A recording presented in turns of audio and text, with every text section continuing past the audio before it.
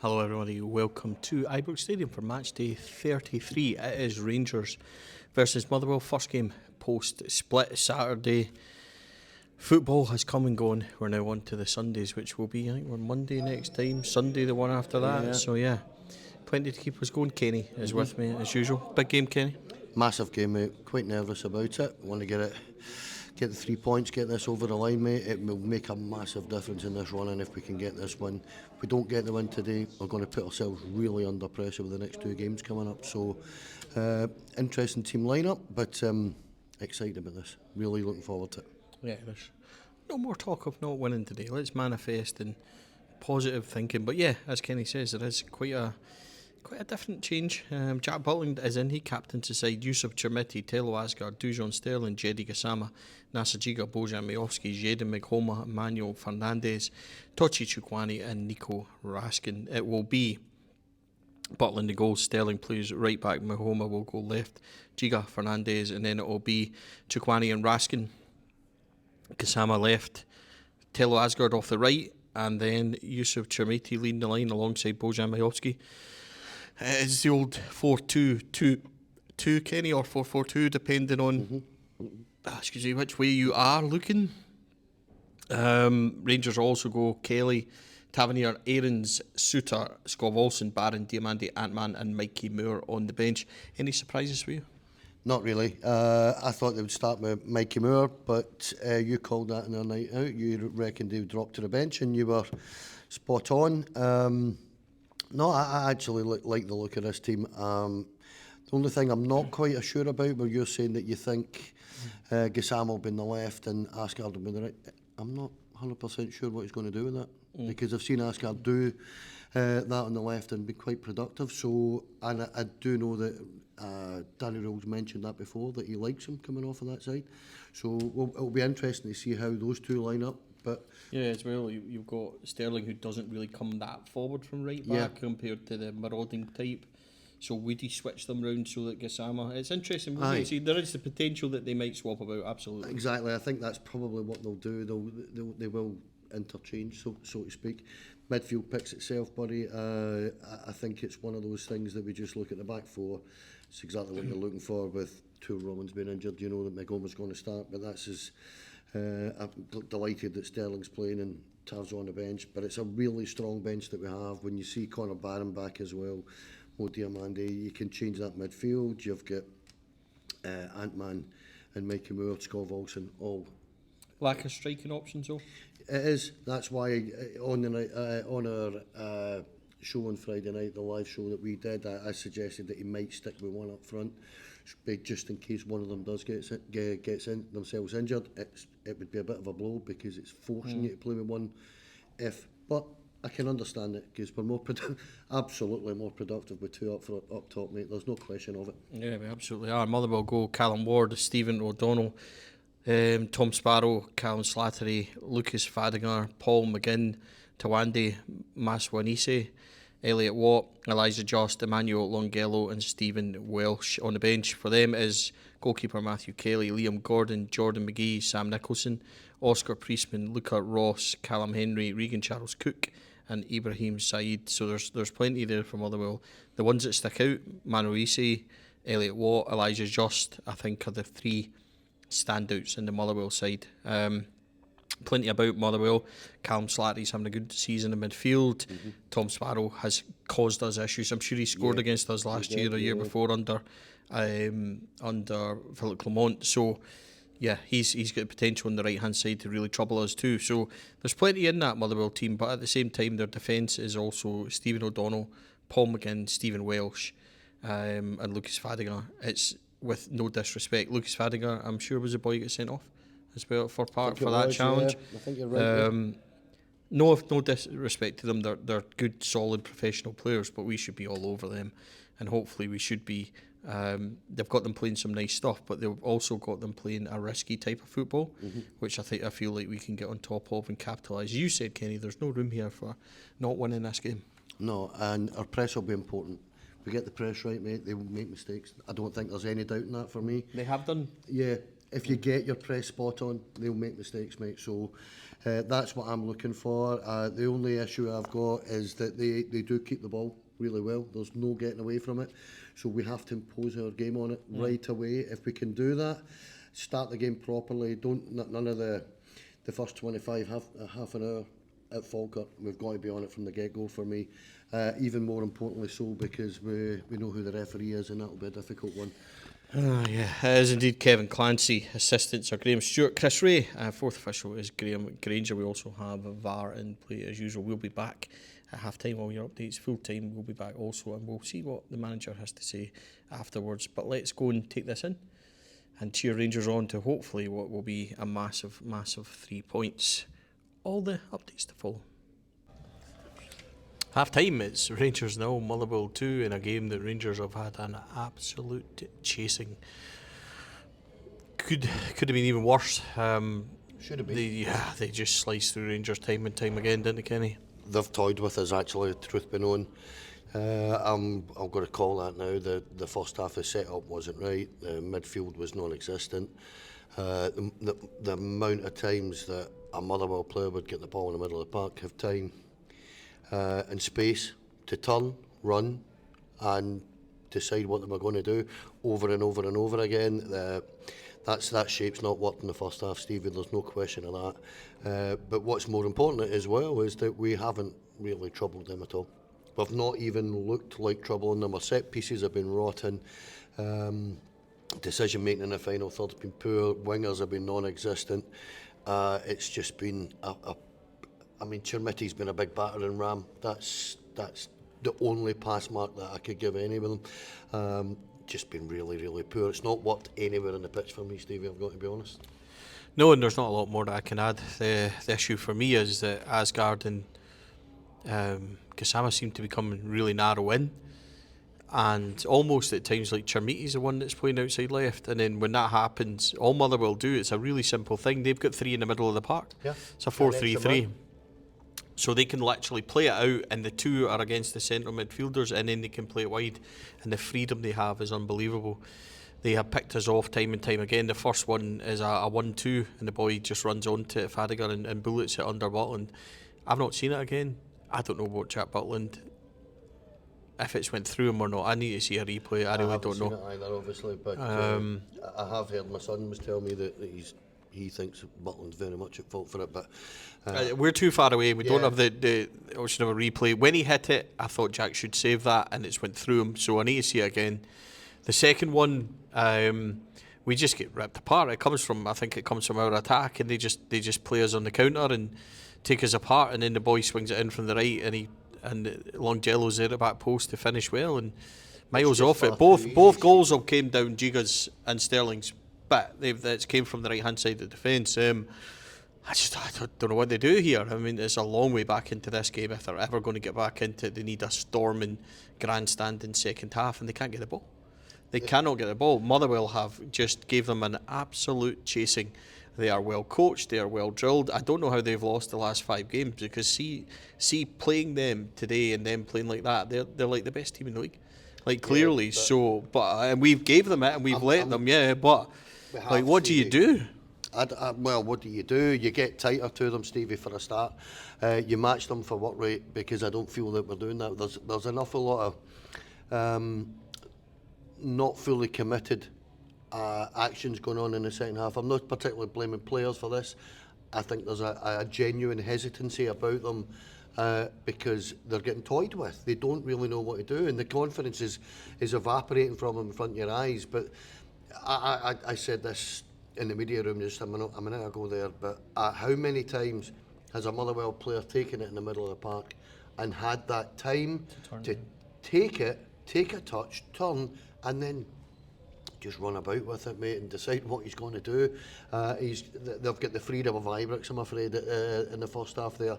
And for me, listen, if the very fact that we can potentially come out in this second half and do something here,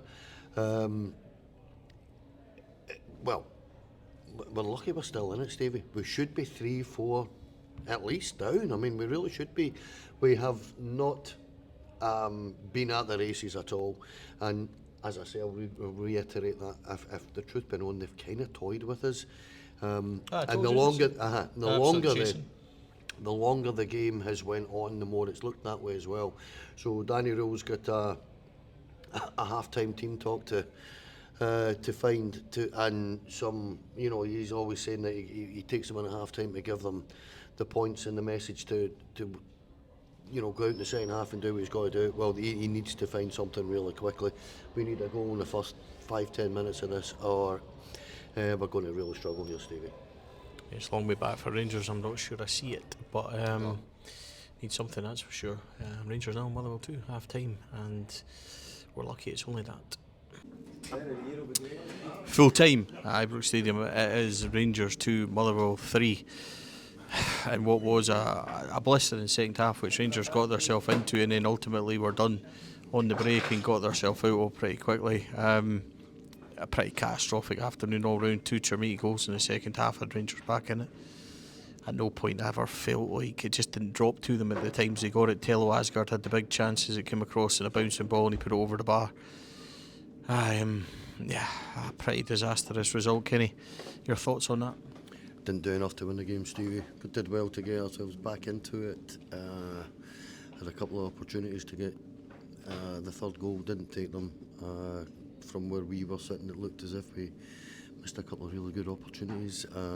But in truth, mate, when you add it all together, that 90 minutes, we haven't done enough to win that game. And sad as it may seem, I think Motherwell were probably the better side on the day over the 90 minutes. They certainly controlled in the first half. Aye, but they can even at times, mate. They were controlling the second half as well. They didn't panic, where we seemed on edge all day. I thought they were very composed, and you called it with about 20 minutes to go, Stevie. You said yourself, we are wide open to a counter-attack, and sure enough, right towards the end there, they scored with exactly that. It's a big day in the title race, mate, and we are the ones that are going to suffer for it. It's a sad situation we found ourselves in there, because I genuinely feel all the damage was done obviously in the first half, and without being overly critical about Danny Rowell, he got that wrong tactically, I thought, in the first half, badly wrong. Yeah, he did. The damage was can't keep giving teams 2-goal starts and then expecting to get back into games. I think when we do get back into the game, we're throwing so many bodies forward that was my biggest worry. We're going to get hit on the break, and sure enough, it did happen. The biggest issue I've got is Hibs currently beating Hearts by 1-0. The biggest winner this weekend is going to be Celtic, and they'll ultimately become favourites. Now Rangers will drop to third, and be at this moment in time a point behind both. And you're now going to Tynecastle, and you could effectively be out of it. So. It's just the pendulum has swung once again. A really difficult day for Rangers. Didn't defend well enough. The midfield was all over the place. Chukwani just out of the game completely in the first half. Too many players off it, in my opinion. Makoma, the drop off between him and two Romans is really quite something. And Makoma's done okay, but the drop off is too big. I really need to know why he doesn't want to use the likes of Oliver Antman. That puzzles me. It really does. He's got a good record. And well, I personally felt like Jerry Gassama was pretty poor on the day. I didn't think it was bad. I just thought in general that there was no huge productivity from him, and he's a little bit naive when it comes to the tactical side of the game, I feel. But I think Oliver Antman and both Scott Hawkson are both much better at that. I just find it really odd that when you're looking to win that game, Stevie, that you're bringing Conor Barron on and you're putting Nico Raskin forward when there is attacking players on the bench. I found that a little bit odd today. I don't know what you felt, but sitting looking at it, I'm thinking, why are we putting Conor there and putting Nico Raskin up front? And I understand that him and Diamandi, who came on in the second half and played really quite well, but they have played forward before, but you've got better attacking options there for me. Nico Raskin was having a good second half. You didn't need to change what he was doing, so it's disappointing all round today, mate. I've got to be honest, I'm kind of flattened by that. It's going to be difficult to come back from this one now. I think that's the biggest thing. worse still for us if Hearts do manage to come back in. If Hearts get a result here, they could be Yeah. 4 and potentially going to beat us next week to be 7, and that's where it becomes where it's done really, for us. really, really difficult. It's become a must-win for us next week. It is an absolute essential must-win game, because if we don't, we are going to find it really tough here, Stevie. We are. Yeah, there's twists and turns to come. Motherwell are going to cause the other two trouble, that's for sure. Hearts have to go to Motherwell, I think.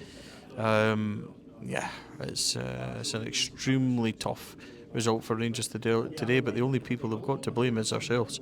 Motherwell deserve credit. They pop it about extremely well. They're thoroughly well coached and they are a good side. Rangers do get back into it, and at the point where they get back into it, there's maybe a case for just going, right, slow it down, it's 2-2, try and win the game, but we just kept flooding forward. Similar actually to the Mark Warburton days, where they would, be crazily attacking. I felt like we were far too wide open, and I could feel that coming.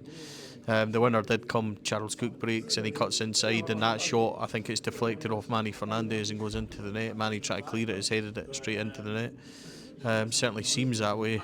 Again, we don't have privy to any replays or anything like that, but yeah, difficult afternoon. Kenny's going to take a lot now to win this week.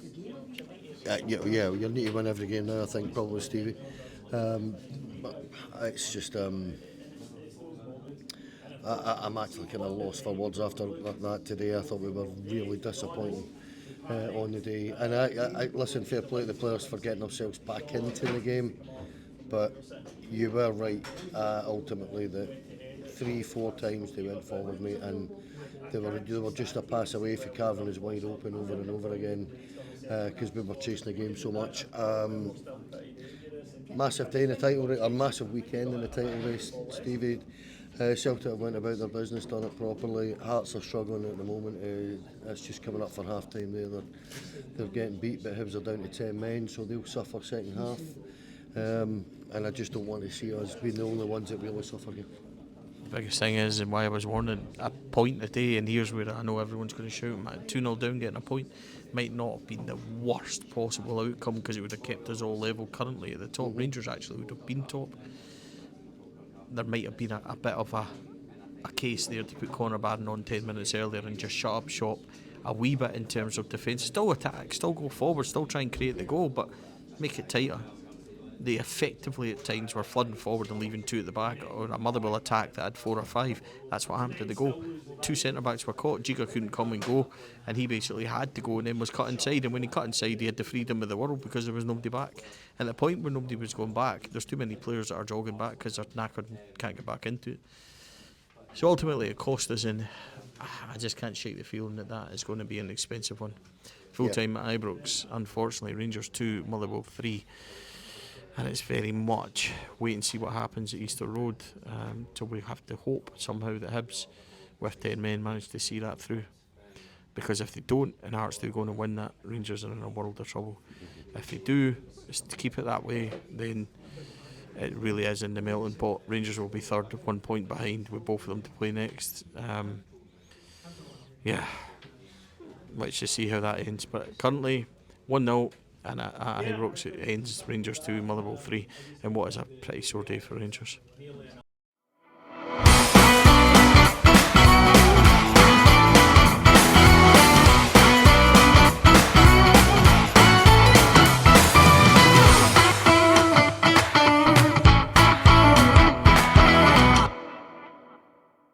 The Four Lads podcast is sponsored by Rhino Express, Clydeview Joinery, Athol Industrial Solutions Limited, and CSD Air Conditioning, in partnership with Black Rooster and Art of Gold. Thank you for listening to or watching the podcast. We hope you enjoyed the show.